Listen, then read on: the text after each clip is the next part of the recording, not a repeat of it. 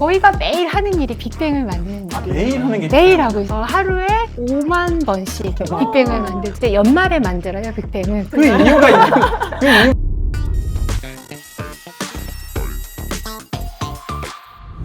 재미있는 미래 과학 기술만 골라 알려드리는 테큐레이션 치즈 PD 정용환이고요. 저는 과학자가 될 뻔했지만 과학 기자로 선회한 치즈 신수빈이라고 합니다. 저희 채널이 2주 전에 공개한 영상에서 다녀온 곳이거든요. 세상에서 가장 큰 실험실이 있는 유럽 입자물리연구소.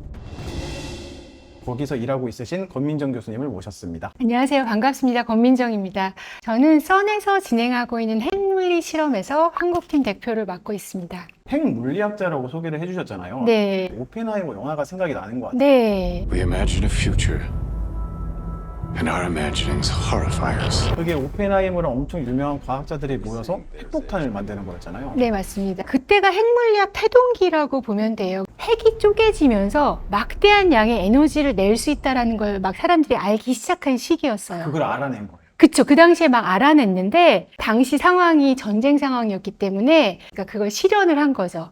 핵물리학이 예. 좀 파괴적이고 좀 무섭다라는 생각도 들었던 것 같아요. 당연히 그런 게 맞아요. 하지만 사실 이제 현대 핵물리학은 그 약간 궤를 조금 달리하긴 하거든요. 우주의 기원. 우주가 탄생한 직후에 만들어진 물질들이 어떻게 지금의 우주를 만들었을까?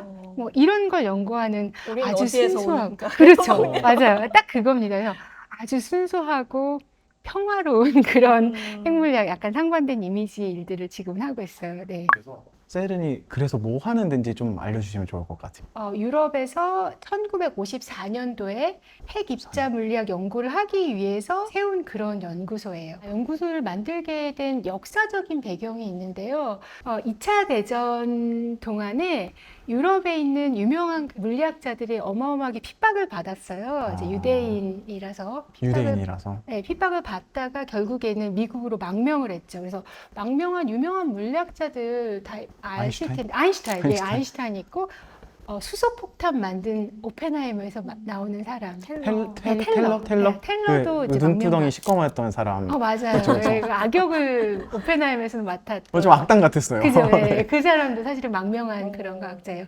그러니까 미국이 이런 물리학 과학의 중심지가 된 거예요.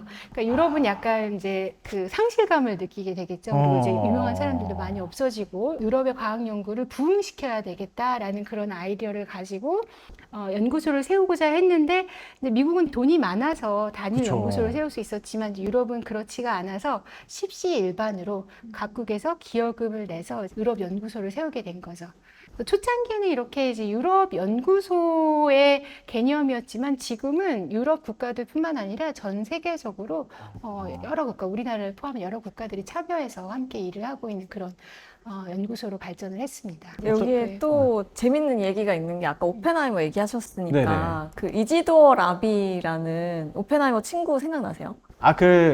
그 나는 핵폭탄 안 만든다 하고 맞아요. 뛰쳐나가신 분 아닌가요? 약간 그 안경 끼고 갈색 살짝, 양복 맞아. 입으시고 맞아. 그분인데 300년 물리학의 그 결과가 대량 살상 무기가 되고 그쵸, 싶진 그쵸. 않다 음. 하면서 끝까지 참여를 하시진 않았거든요. 음. 근데 그분이 이 세른의 탄생에 좀 관련이 있으시더라고요. 어떻게요? 한 50년 6월쯤에 유네스코에 어떤 결의안을 제출을 해요. 이게 이제 만장일치로 지지를 받고 세른 탄생에 중요한 결의안이 됐던 거죠.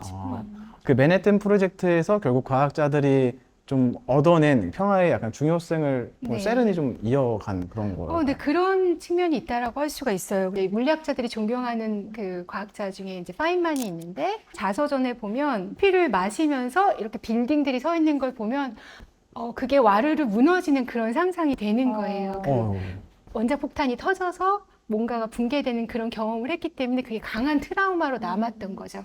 군사 목적으로 과학기술을 사용했다라는 그런 죄책감에 대한 반성의 의미도 굉장히 컸다라고 생각을 해요. 그래서 이제는 더 이상 군사 목적으로 쓰지는 말고 평화적인 목적으로 기초 연구를 하는 그런 연구소를 만들어야겠다라는 생각을 했던 거죠. 그게 그대로 규약에 그대로 반영이 되었던 거고요. 유럽 핵 연구기관 설립을 위한 협약이 이름이고 이게 53년 7월 1일에 처음 작성된 거거든요. 군사적 필요를 위한 작업에 관여하지 않으며 이게 분명히 적혀 있어요. 실험 및 이론적 연구 결과를 공개하거나 다른 방법으로 널리 이용 가능하도록 만들어야 한다. 군사적 목적으로 안 쓴다는 게 아예 적혀 있네요.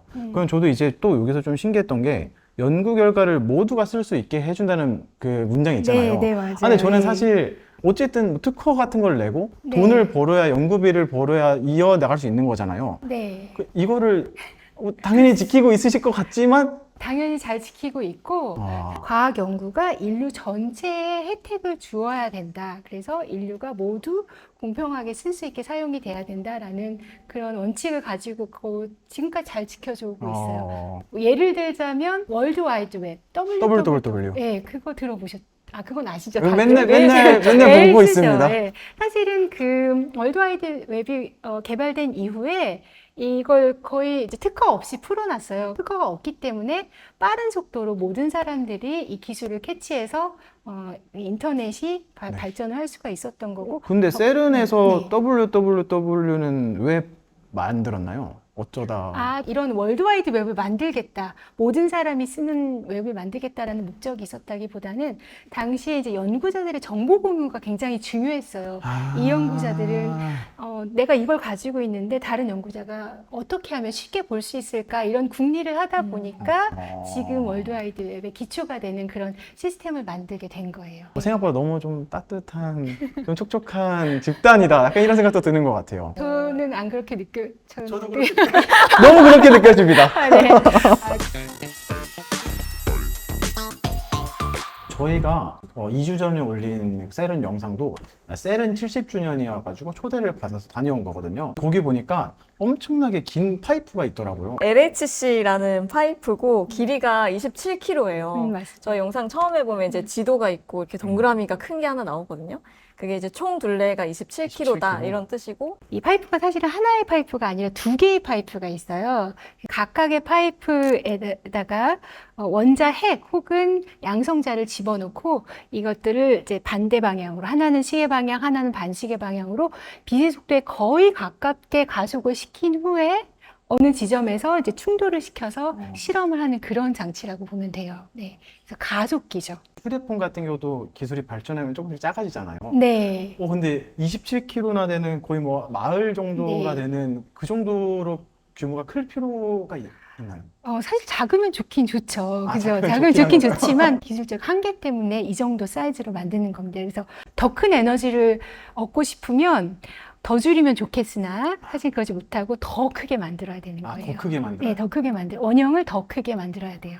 빛의 속도로 가속을 하려면 어떻게 해야 하나요? 도선이 있어요. 전류가 네. 흐르는. 그러면 도선에 전류가 흐르게 하려면 건전지를 이용해서 전압 차이를 걸어줘야 돼요. 그러면 도선 내에 있는 아마 고등학교 때 배우셨을 것 같은데 안에 있는 자유전자가 이렇게 전압차가 있으니까 움직이죠. 그 얘기는 안쪽에 전기장을 만들어준다는 얘기인데 전기장을 만들어주면 어떻게 해서 얘가 그렇게 가속을 하겠죠.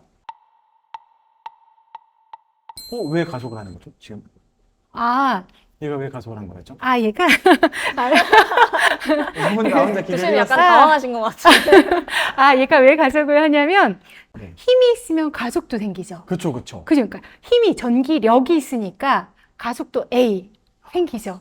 그래서 가속이 되는 거예요. 그래서 힘이 있으면 무조건 가속해야 돼요. 그럼 근데 네. 그 힘으로 빛의 속도까지 구현을 할 수가 있는 거예요? 그렇죠. 그래서 어떻게 하냐면요. 한 번 가속시켜서는 빛의 안 돼요. 속도까지 도달하기 어려우니까 이제 원형이라고 했잖아요, 아까.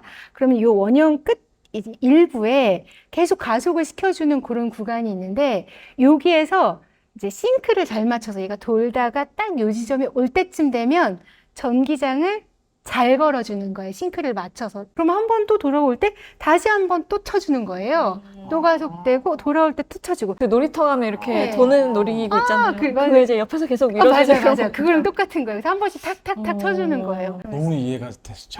다행입니다.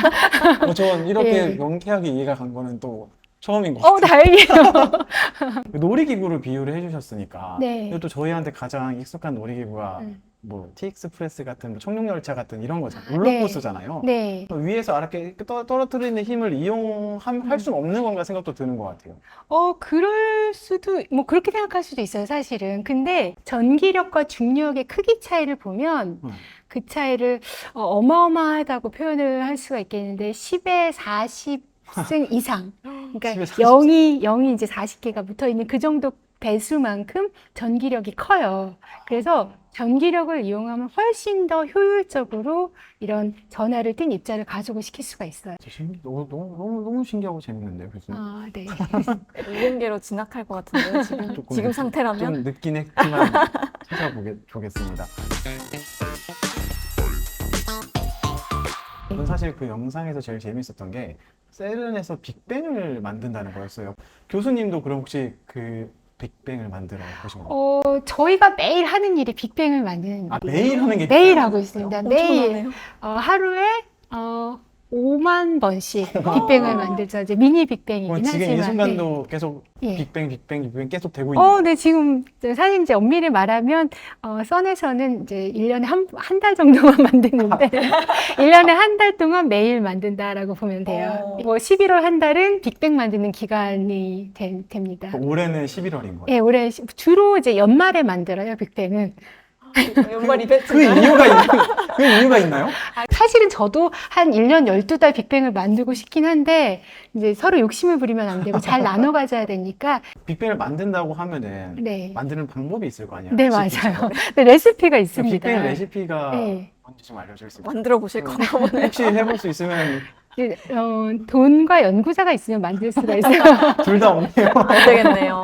네, 그래서 빅뱅 레시피는 사실 굉장히 큰 에너지가 필요해요. 그럴 것 같아요. 태양 중심의 온도가 몇 도쯤 되는지 아세요? 태양 중심의 온도. 몇십억 도 해보세요. 이게 억울하면 제가 항상 헷갈려가지고, 몇십억 도까지는 안 돼요. 교수님은 어떻게 단위를 표현하시는데? 그냥 10의 7승. 공감이 없어. 10의 7승이면 100만 도 정도 되거든요. 1000만 도. 10에 7승. 1000만 도 맞네요. 정말 예. 엄청 뜨겁네요. 예, 1000만 도쯤 되는데, 태양 내부가 1000만 도고요. 이 빅뱅의 온도는 태양 내부보다 10의 5승, 10만 배 정도 더 뜨거워요. 더 뜨거워요? 예, 더 뜨거워요. 그래서 우주 공간에서 가장 뜨거운 지점이라고 봐도 되는데요. 그래서 그 정도 되는 온도 조건을 만들어야 되니까. 그리고 근데 그 온도 조건이 굉장히 아주 작은 영역에만 있으면 안 되고 어느 정도의 크기를 가져야 돼요.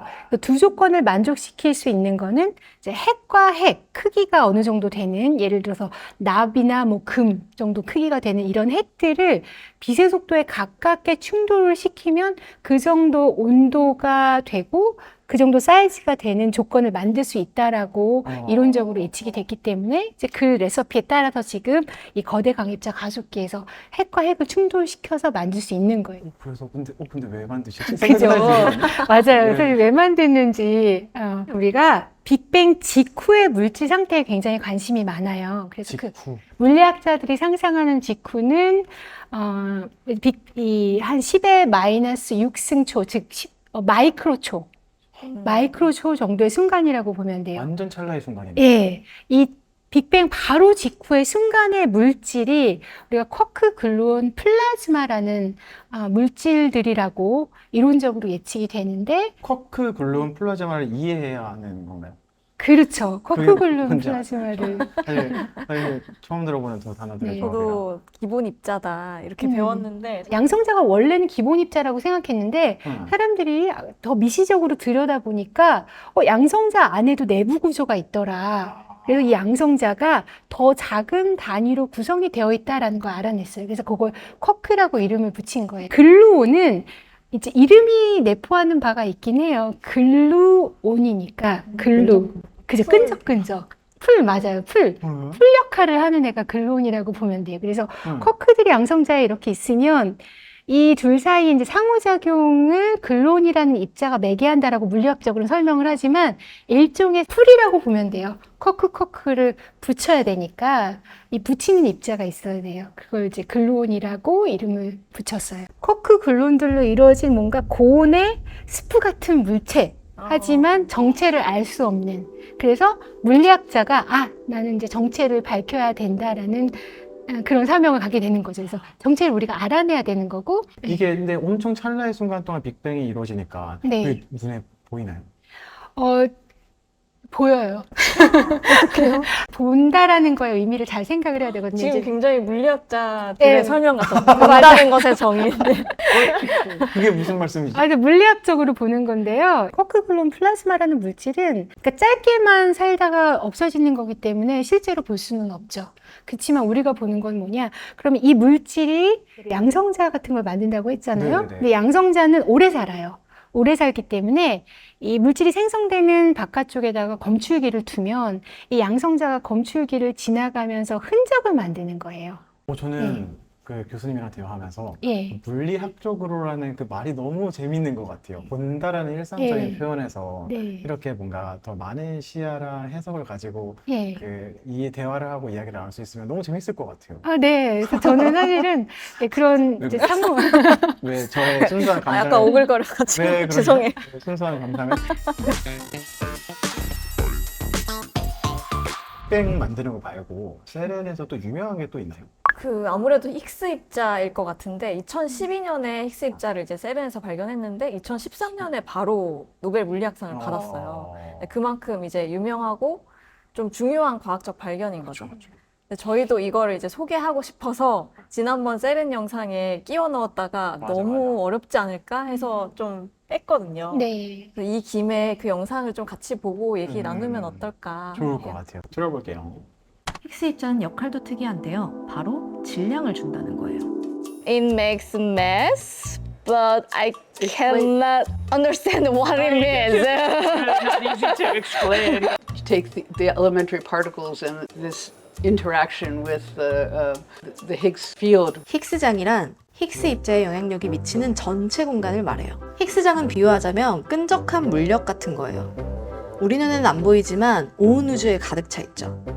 온 우주에 있으니까 전자나 쿼크 같은 기본 입자들도 모두 그 안에 고여 있을 거예요.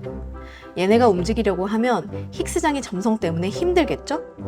이렇게 기본 입자가 힉스장에서 끌리는 성질, 그게 바로 질량이래요. 힉스 입자가 없었다면 기본 입자들은 전부 흩어져서 탕후루도 우리 몸도 없었을 거예요. 저희가 네. 탕후루로 네. 진짜 손이 다 끈적끈적해지면서 촬영했는데 정말 아깝게 지웠거든요. 어떻게 보셨나요? 굉장히 트렌디한 비유네요. 어. 왜냐면 탕후루가 트렌디한 거잖아요. 그쵸, 그쵸, 그래서 그쵸. 네, 그래서 보통 저런 비유를 많이 들긴 해요. 힉스 입자에 수식어가 있더라고요. 뭐 신의 입자?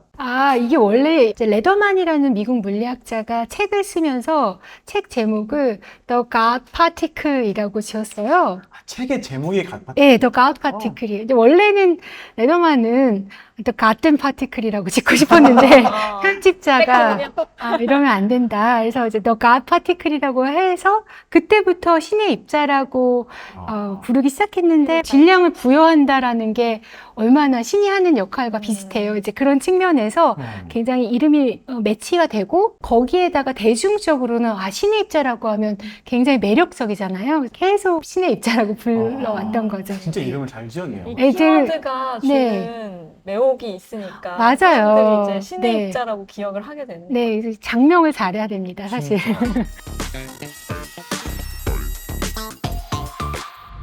앞으로 세렌이 어떻게 나아가야 한다?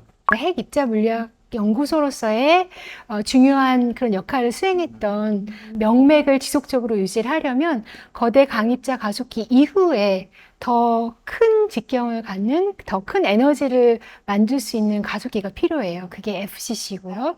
이 물리학적인 목표가 그건데요. 저는 선의 스피릿도 정신도 지속적으로 이어갔으면 좋겠다라고 생각을 하고 있거든요. 선에서 만들어지는 모든 과학 기술들을 인류 모두가 사용할 수 있는 그런 형태로 만들겠다라는 게 선의 정신이잖아요. 그래서 선에서 앞으로도 지속적으로 그런 스피릿을 잘 이어갔으면 좋겠다라는 게 개인적인 바람입니다.